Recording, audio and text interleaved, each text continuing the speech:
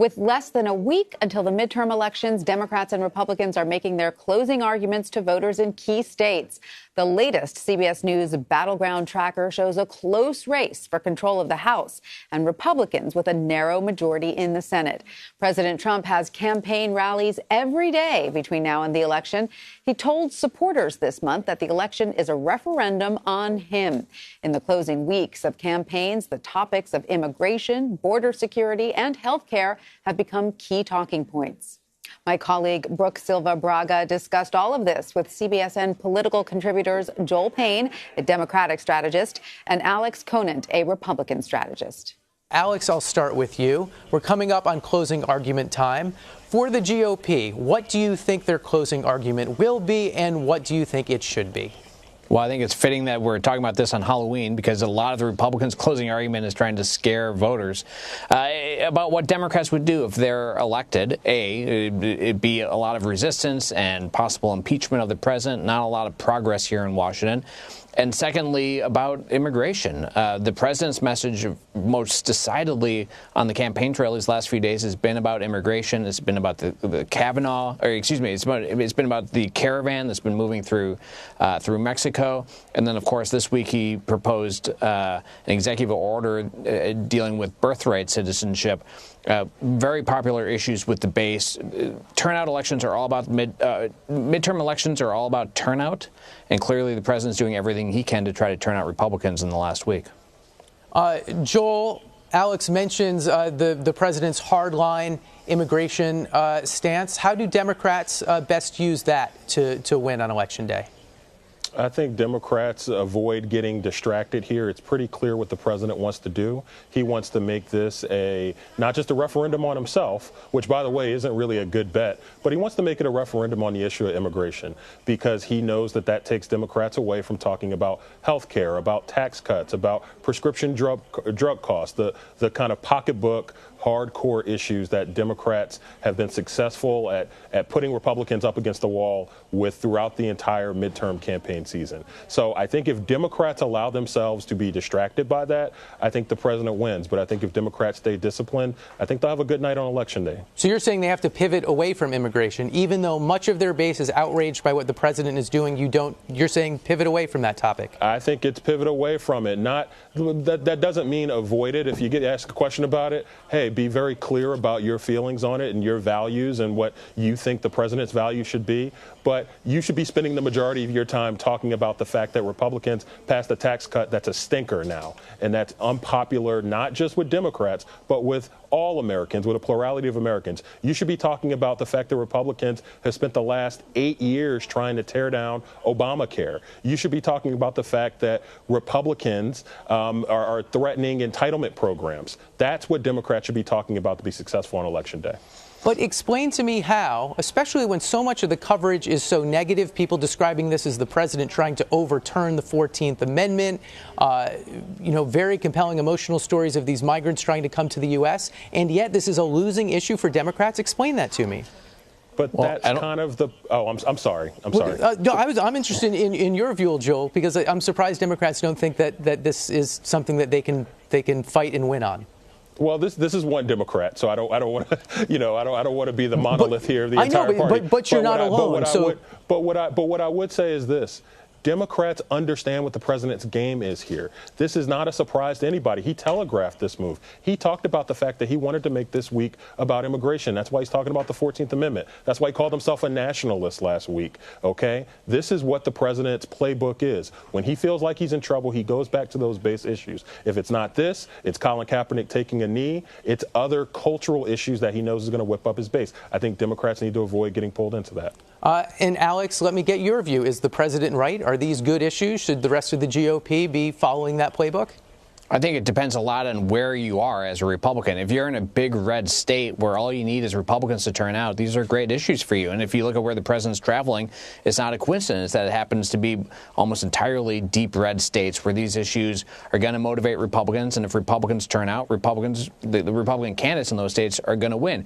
I think if you're in a purple state or in a swing district where you really need swing voters or more moderate voters to support you to win re-election or to win the election, it's not a great message for you. You'd rather be talking about bread and butter issues, especially the economy. I thought it was interesting the president's campaign this week put out their first campaign ad. It's very unusual for the president to run his own campaign ads, but they put out one out this week, a week before the midterms. It's all about the economy, trying to take credit for the record low unemployment, rising incomes, rising wages. That's what a lot of Republicans in swing districts want to be talking about. The president's focused on turning out his base in those deep red states, presumptively because, at least in the Senate, that's pretty favorable territory for us. Every midterm, to some extent, is a referendum on the man in the White House. I'm curious from both of you, and I'll start with you, Alex, stick with you, to what extent you think this election is a referendum on the president and whether that helps or hurts Republicans. Of course, it's a referendum on the president. I think he himself has acknowledged he's pretty much on the ballot, even if his name's not on the ballot. And I think if you ask voters what's the most important issue, they'll tell you the economy or health care or immigration. But at the end of the day, Trump is what's driving it. They're either turning out because they want to empower Trump, keep the Republicans in charge, or they're turning out because they want to put a check on Trump. That's the overriding message in this election. If Republicans have a bad night, Trump's going to take the blame. Republicans are going to point fingers at him. It'll hurt him politically. He'll be weakened. If Republicans have a strong night, I think the president and this White House deserves a lot of credit. Joel, you suggested earlier that if it is a referendum on the president, Democrats will do well. How do they maximize the advantage you see? I think Democrats would be very happy to have voters thinking about Donald Trump when they go to the voting booth in a week. Here's why. You look at some of the latest polling. When people say that the president is a major factor in their vote, Democrats win almost by 30 points. That's an Amaris poll that came out earlier this week. The president has decided, and this is not unfamiliar to the president, right? He doubles down on what he knows. He knows that ultimately he is his own best messenger. And so he's decided to make this election about himself. He decided, hey, I don't want this to be about Ron DeSantis in Florida. I want people to be thinking about me when they go to the voting booth. I don't want people to be thinking about Dean Heller in Nevada. I want them thinking about me. The president has decided to bet on himself. Now, in the past, that's worked for him. I don't think that's going to work this time. Alex, it's often easier in politics to run against something than for something, and we've seen this evolution with Republicans in healthcare, who for years enjoyed running against a relatively unpopular Obamacare law, voted against it time and time again when they knew their vote really didn't matter. And now that they're in charge, things have got much more complicated. Mention Mr. Heller in Nevada. He's running some very interesting split the baby commercials where now he supports getting to keep your insurance with a pre-existing condition. Can you explain this evolution and where Republicans are on health care? Yeah, well, look, you're right. This is the third midterm in a row where the party that's out of power has tried to make health care the major issue. In 2010 and 2014, Republicans had very good elections, very good midterms, in large part because we were running against Obamacare. This time around, it's a little bit more complicated, in part because Republicans tried to repeal and replace Obamacare and failed.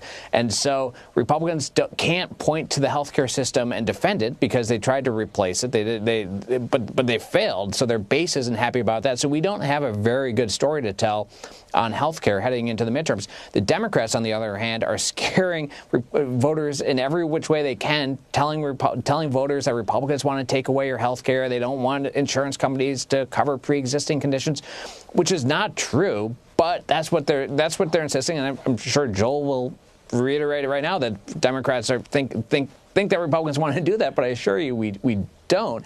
We do want to improve Obamacare, but it's just a very difficult messaging. And look, health care is complicated, and I think that's why Obama struggled to defend Obamacare when he had the mantle, and why Republicans now are struggling to talk about and explain what they want to do to the health care system. In the brief moments we have left, I'd like to hear from both of you, and I'll start with Joel. A race you're going to be watching next Tuesday that will be indicative or important in some way about what the rest of the night will be.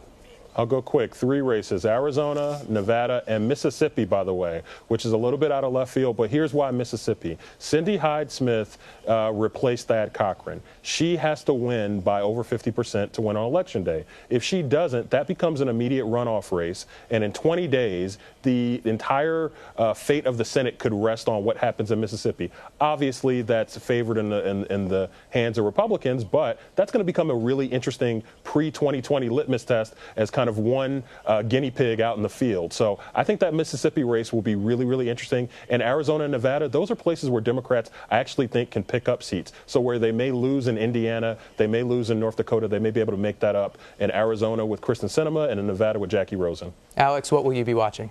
Well, I'm from Minnesota, so this might be a little biased, but I'm really looking at the upper Midwest, especially Minnesota, Iowa, Wisconsin. These are all states where Trump did very well in 2016, but where Republicans, at least according to all the public polling, are really underperforming right now.